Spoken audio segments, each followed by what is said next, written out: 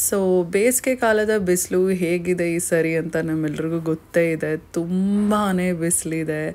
And ಈ ಟೈಮಲ್ಲೇ ಇದೊಂದು ವೆಡ್ಡಿಂಗ್ ಸೀಸನ್ ಆಗಿರೋದ್ರಿಂದ ಬರೀ ವೆಡ್ಡಿಂಗ್ ಅಂತಲ್ಲ, ಮದುವೆಗಳಂತಲ್ಲ, ಹಲವಾರು ಫಂಕ್ಷನ್ ಅವ್ರ ಔಟ್ಡೋರ್ ಈವೆಂಟ್ಸ್ಗೆ ನಾವು ಹೋಗಬೇಕಾದಾಗ ಒಂದು ಸಿಂಪಲ್ ಮೇಕಪ್ ನೀವು ಹೇಗೆ ಮಾಡ್ಕೋಬೋದು ಅನ್ನೋದನ್ನು ತಿಳಿಸ್ಕೊಡ್ತೀನಿ. ಒಂದು ಸೀಕ್ರೆಟ್ ನಾನು ನಿಮ್ಗೇನು ಹೇಳೋಕ್ಕೆ ಇಷ್ಟಪಡ್ತೀನಿ ಅಂದರೆ, ಬೇಸಿಗೆ ಕಾಲದಲ್ಲಿ ನೀವು ಸ್ವೆಟ್ ಪ್ರೂಫ್ ಮೇಕಪ್ ಮಾಡ್ಕೊಳ್ತೀರಾ ಅಂತ ಅಂದಾಗ ಒಂದು ವಿಷಯ ಗಮನದಲ್ಲಿ ಇಟ್ಕೊಳ್ಳಿ. ಏನಂದರೆ ಆದಷ್ಟು ಕಡಿಮೆ ಪ್ರಾಡಕ್ಟ್ಸ್ನ ಯೂಸ್ ಮಾಡಬೇಕು ನೀವು.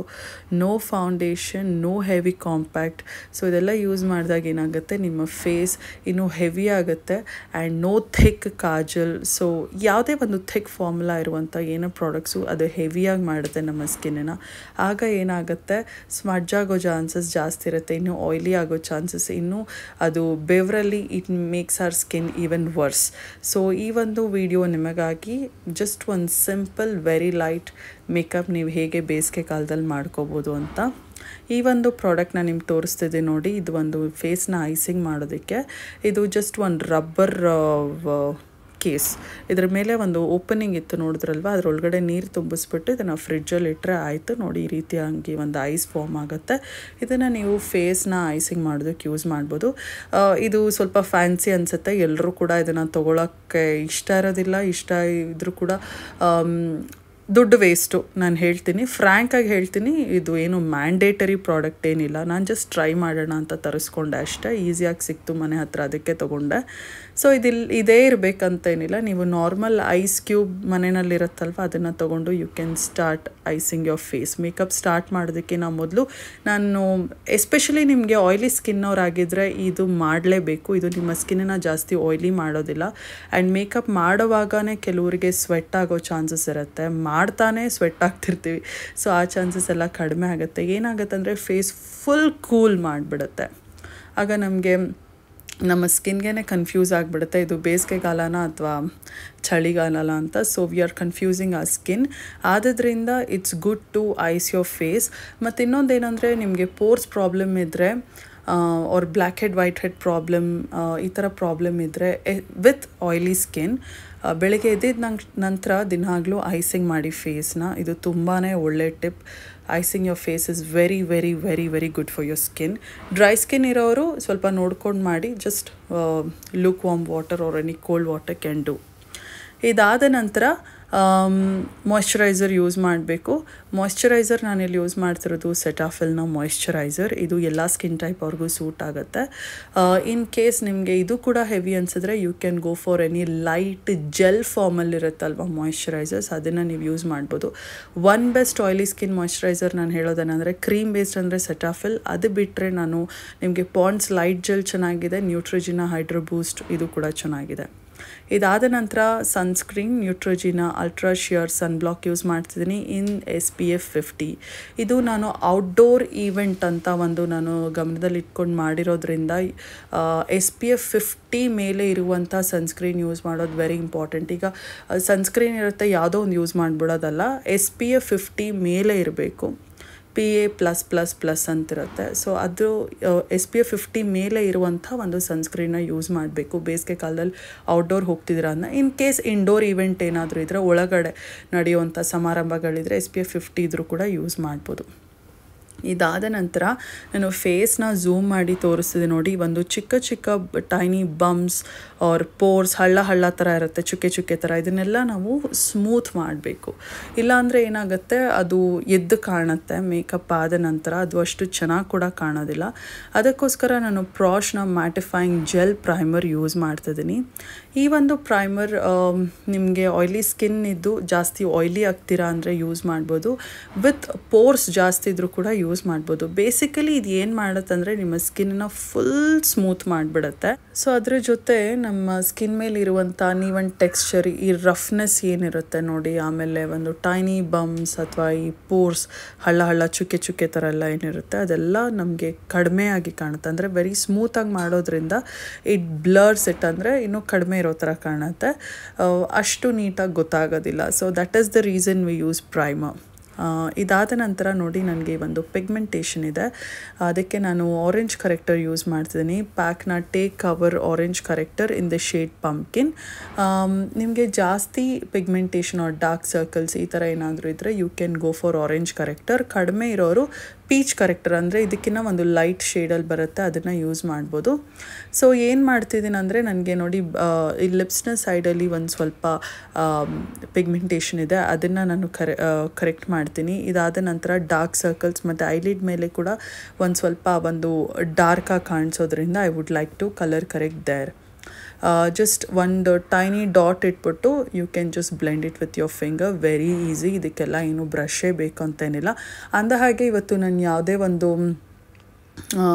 ಜಾಸ್ತಿ ಬ್ರಷಸ್ ಏನು ಯೂಸ್ ಮಾಡ್ತಿಲ್ಲ, ಜಸ್ಟ್ ಐ ಮೇಕಪ್ಗೆ ಒಂದು ಯೂಸ್ ಮಾಡ್ತೀನಿ ಮತ್ತು ಫೇಸ್ ಪೌಡರ್ ಅಪ್ಲೈ ಮಾಡೋಕ್ಕೆ ಯೂಸ್ ಮಾಡ್ತೀನಿ. ಪೌಡರ್ ಅಪ್ಲೈ ಮಾಡೋದಕ್ಕೆ ಆ ಬ್ರಷೇ ಬೇಕಂತೇನಿಲ್ಲ, even you can use a powder puff.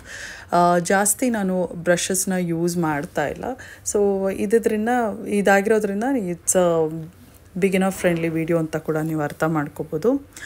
ಆಮೇಲೆ ನಾನು ಮೇಬಲಿನ್ನ ಕ್ಯಾರಮಲ್ ಶೇಡಲ್ಲಿರುವಂಥ ಕನ್ಸಿಲರ್ ಯೂಸ್ ಮಾಡ್ತಿದ್ದೀನಿ, 40 ಶೇಡ್ ನಂಬರ್ ಇದು.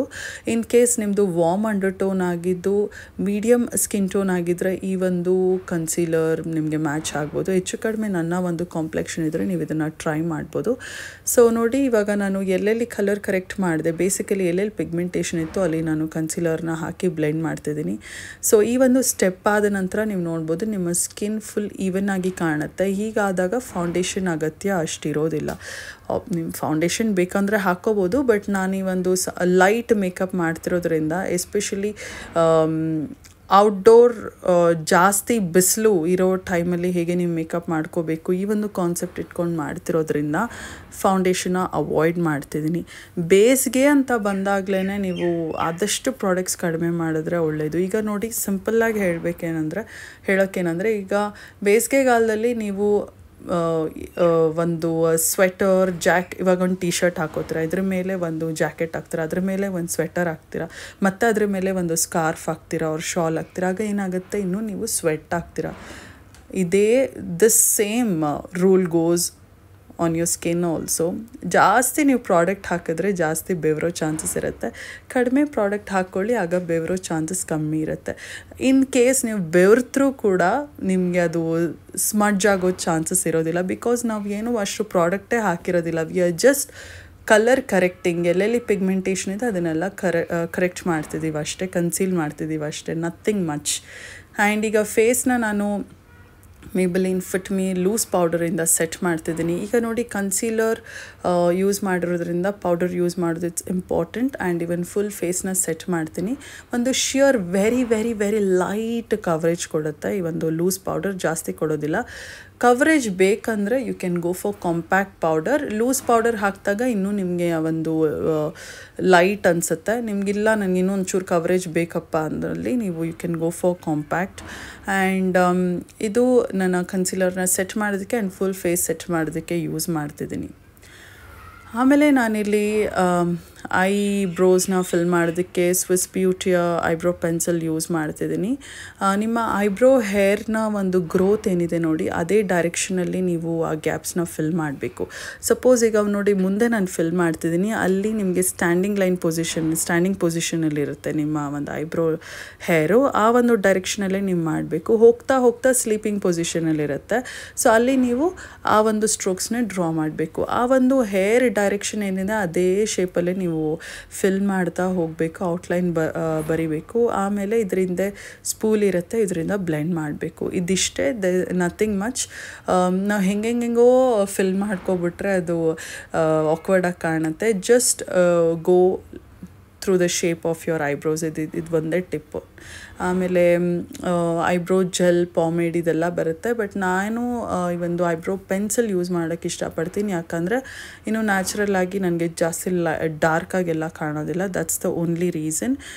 ನಿಮಗೆ ಒಂದು ಐ ಶ್ಯಾಡೋ ಎಲ್ಲ ಬರುತ್ತಲ್ಲ, ಪ್ರೆಸ್ ಪೌಡರ್, ಆ ಫಾರ್ಮಲ್ಲಿ ಕೂಡ ಸಿಗುತ್ತೆ. ಅದು ಕೂಡ ಚೆನ್ನಾಗಿರುತ್ತೆ. ಒಂಚೂರು ಇನ್ನೂ ಡಾರ್ಕ್ ಬರುತ್ತೆ ಅಷ್ಟೇ.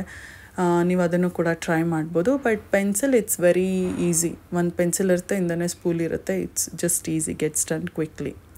ಇದಾದ ನಂತರ ನಾನು ಐ ಮೇಕಪ್ಗೆ ಮೇಕಪ್ ರೆವಲ್ಯೂಷನ್ನ ಒಂದು ಫ್ಲಾಲೆಸ್ ಅಲ್ಯೂರ್ ಅನ್ನುವಂಥ ಪ್ಯಾಲೆಟ್ ಯೂಸ್ ಮಾಡ್ತೀನಿ. Very very beautiful palette and my favourite palette ಕೂಡ. ಇದರಲ್ಲಿರುವಂಥ ಒಂದು ನ್ಯೂಡ್ ಪಿಂಕ್ ಶೇಡ್ನ ತೊಗೊಂಡು ನಾನು ನನ್ನ ಐ ಶ್ಯಾಡೋ ಬ್ಲೆಂಡಿಂಗ್ ಬ್ರಷ್ನಿಂದ ಜಸ್ಟ್ ಕ್ರೀಸ್ ಮೇಲೆ ಇಡ್ತಾಯಿದ್ದೀನಿ. ಕ್ರೀಸ್ ಅಂದ್ರೇನು, ಈಗ ನೀವು ಕಣ್ಣು ಓಪನ್ ಮಾಡಿದಾಗ ಒಂದು ಫೋಲ್ಡ್ ಕ್ರಿಯೇಟ್ ಆಗುತ್ತೆ ನೋಡಿ, ಆ ಒಂದು ಏರಿಯಾನ ನೀವು ಫೋಲ್ಡ್ನೇ ನೀವು ಕ್ರೀಸ್ ಅನ್ನೋದು, ಅದನ್ನು ನೀವು ಈ ಒಂದು ಐ ಶ್ಯಾಡೋನಿಂದ ಸ್ಮಡ್ಜ್ ಮಾಡ್ತೀರಾ ಅಷ್ಟೆ. So you are defining your crease basically with your eye shadow blending brush. ನೀವು ಪ್ಯಾಕ್ನ eye shadow blending brush use ಮಾಡ್ಬೋದು, ಪ್ರೋ ಆರ್ಟ್ನ eye shadow blending brush use ಮಾಡ್ಬೋದು. ಬೇಸಿಕಲಿ ಇದು ಏನಂದರೆ ಸ್ವಲ್ಪ ಸಾಫ್ಟಾಗಿ ಫ್ಲಫಿಯಾಗಿ ಹರಳ್ಕೊಂಡಂಗೆ ಇರುತ್ತೆ. ಇದು ಏನಾಗುತ್ತೆ, ನಾವು ಇದರಲ್ಲಿ ಬ್ಲೆಂಡ್ ಮಾಡ್ತಿರುವಾಗ ನೀಟಾಗಿ ಅದು ಸ್ಪ್ರೆಡ್ ಆಗುತ್ತೆ ಎಲ್ಲ ಕಡೆ, ಒಂದು ಸಾಫ್ಟ್ ಫಿನಿಶ್ ಕೊಡುತ್ತೆ. ಇದಾದ ನಂತರ ಈ ಒಂದು ಶಿಮ್ಮರ್ ಶೇಡ್ ಏನು ನೋಡಿದ್ರೆ ಇದನ್ನು ನಾನು ಜಸ್ಟ್ ಐಲಿಡ್ ಮೇಲೆ ಹಾಕ್ತಿದ್ದೀನಿ. ಇದಿಷ್ಟೇ ಒಂದು eye makeup, there is nothing much. ನೀವು ಬೇಕಂದರೆ ಐ ಮೇಕಪ್ನ ಸ್ಕಿಪ್ ಕೂಡ ಮಾಡ್ಬೋದು, ಒಂದು ಸ್ಮಡ್ಜ್ ಐಲೈನರ್ ಮಾಡ್ಬೋದು. ನನ್ನ ಹಳೆ ವೀಡಿಯೋಸ್ ನೋಡಿದ್ರೆ ನಾನು ಜಾಸ್ತಿ ಸ್ಮಡ್ಜ್ ಐಲೈನರೇ ಮಾಡೋದು, ಬಿಕಾಸ್ ದಟ್ಸ್ ಮೈ ಫೇವ್ರೆಟ್.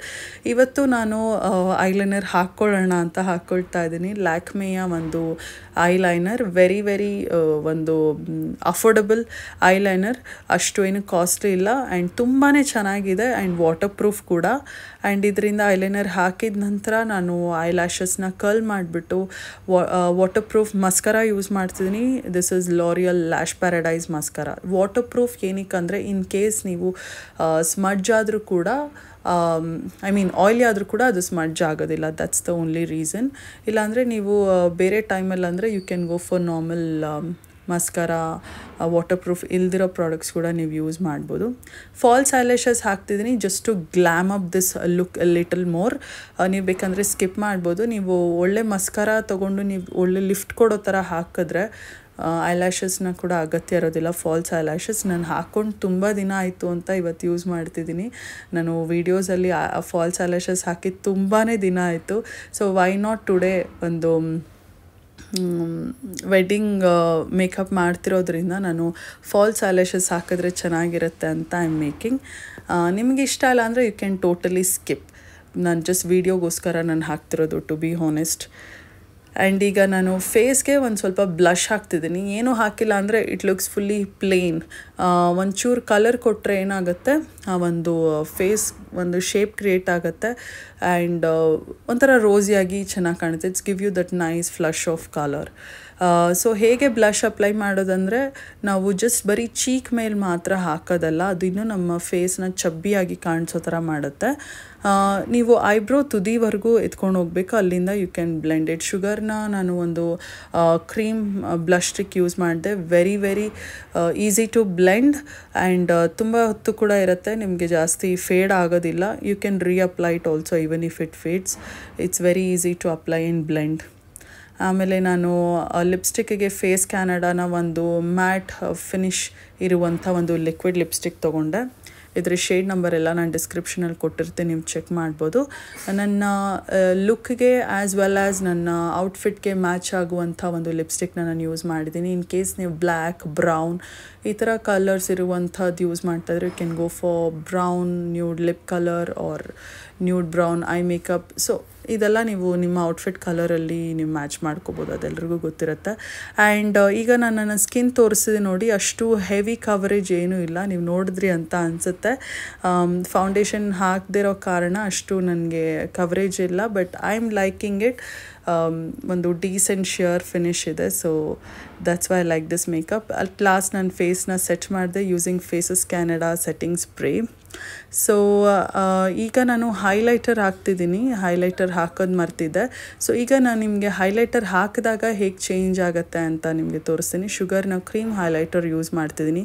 ನೋಡಿ, ಒಂದು ಲೈಟ್ ನಮಗೆ ಎಲ್ಲಿ ಬೀಳುತ್ತಂದರೆ ನಮ್ಮ ಫೇಸ್ನ ಹೈಯೆಸ್ಟ್ ಪಾಯಿಂಟ್ಸ್ ಮೇಲೆ, ಬೇಸಿಕಲಿ ಚೀಕ್ ಬೋನ್ಸ್ ಮೇಲೆ, ಆಮೇಲೆ ಚಿನ್ ಮೇಲೆ and on your bridge of nose. So ಈ ಒಂದು ಏರಿಯಾಸ್ ಮೇಲೆ ನೀವು ಹೈಲೈಟರ್ ಹಾಕಿದಾಗ ಆ ಒಂದು ಇಟ್ ಅಟ್ರ್ಯಾಕ್ಟ್ಸ್ ಮೋರ್ ಲೈಟ್. ಆ ಲೈಟ್ನ ಜಾಸ್ತಿ ಅಟ್ರ್ಯಾಕ್ಟ್ ಮಾಡೋದ್ರಿಂದ ಫೇಸ್ನ ಇನ್ನೂ ಶೈನಿಯಾಗಿ ಮಾಡುತ್ತೆ. That's why we use highlighter ಅಷ್ಟೇ. ಸೊ ಇವಾಗ ನೀವು ನೋಡ್ಬೋದು, ಬಿಸಿಲಿಗೆ ಹೈಲೈಟರ್ ಕೂಡ ಹಾಕಿದಾಗ ಇನ್ನೂ ಎಷ್ಟು ಒಂದು ಡ್ಯೂವಿಯಾಗಿ ಕಾಣಿಸುತ್ತೆ ನೀವು ನೋಡ್ಬೋದು. ಸೊ ಇದೇ ಹೈಲೈಟರ್ ಮಾಡುವಂಥ ಡಿಫ್ರೆನ್ಸ್. ಹಾಗೆ ನಾನು ಯಾವುದೇ ಒಂದು ರಿಂಗ್ ಲೈಟ್ ಏನು ಯೂಸ್ ಮಾಡಿಲ್ಲ. This is natural light. ನಾನು ವಿಡಿಯೋ ಶೂಟ್ ಮಾಡೋದು ಮಧ್ಯಾಹ್ನ 4 ಗಂಟೆ 5 ಗಂಟೆ ಇಂದ 6 ಗಂಟೆವರೆಗೂ ಅಂದ್ಕೊಳ್ಳಿ. ಆಗ ಏನಾಗುತ್ತೆ, ಸನ್ ಸೆಟ್ ಆಗುವಾಗ ಮುಳುಗುವಾಗ ಆ ಒಂದು ಸನ್ಲೈಟ್ ಏನಿದೆ ನನ್ನ ರೂಮ್ ಒಳಗೆ ನೋಡಿ ಈ ರೀತಿ ಬೀಳುತ್ತೆ. ಸೊ ಈ ಒಂದು ವಿಡಿಯೋಗೆ ಈ ಕಾನ್ಸೆಪ್ಟ್ ಕೂಡ ಚೆನ್ನಾಗಿರುತ್ತೆ ಅಂತ ನಾನು ಅಂದ್ಕೊಂಡು ಮಾಡಿದೆ. ಸೊ ನೀವು ನೋಡ್ಬೋದು ಹೈಲೈಟರ್ ಹಾಕಿರೋದ್ರಿಂದ ಫೇಸ್ ಆ ಏರಿಯಾನಲ್ಲಿ ಇನ್ನೂ ಡ್ಯೂವಿ ಆಗಿ ಒಂದು ಹೆಲ್ದಿ ಗ್ಲೋ ಇರೋ ಥರ ಮಾಡ್ತಿದೆ. So that's the reason why I like this highlighter also. ಈ ವಿಡಿಯೋ ನಿಮಗೆ ಇಷ್ಟ ಆಗಿದೆ ಅಂತ ಅಂದ್ಕೊಳ್ತೀನಿ. ನೋಡಿ, ಬಿಸಿಲಲ್ಲಿ ನೀವು ಹೋದಾಗ ಹೀಗೆ ಕಾಣುತ್ತೆ ನಿಮ್ಮ makeup. It looks very light. Foundation ಏನು ಹಾಕದೇ ಇರೋ ಕಾರಣ ಹೆವಿಯಾಗಿ ನಿಮಗೆ ಫೀಲ್ ಆಗೋದಿಲ್ಲ, ಹೆವಿಯಾಗಿ ಕಾಣೋದು ಇಲ್ಲ. You can be comfortable like anything. ತುಂಬಾ ಕಂಫರ್ಟಬಲ್ ಆಗಿರ್ಬೋದು. ಸೊ ಈಗ ಹೇಳ್ತಾ ನಾನು ಈ ವಿಡಿಯೋ ಎಂಡ್ ಮಾಡ್ತಿದ್ದೀನಿ. ಇಲ್ಲೇ ಸಿಗುವ ಮತ್ತೊಂದು ವಿಡಿಯೋನಲ್ಲಿ. ಟೇಕ್ ಕೇರ್, ಬಾಯ್.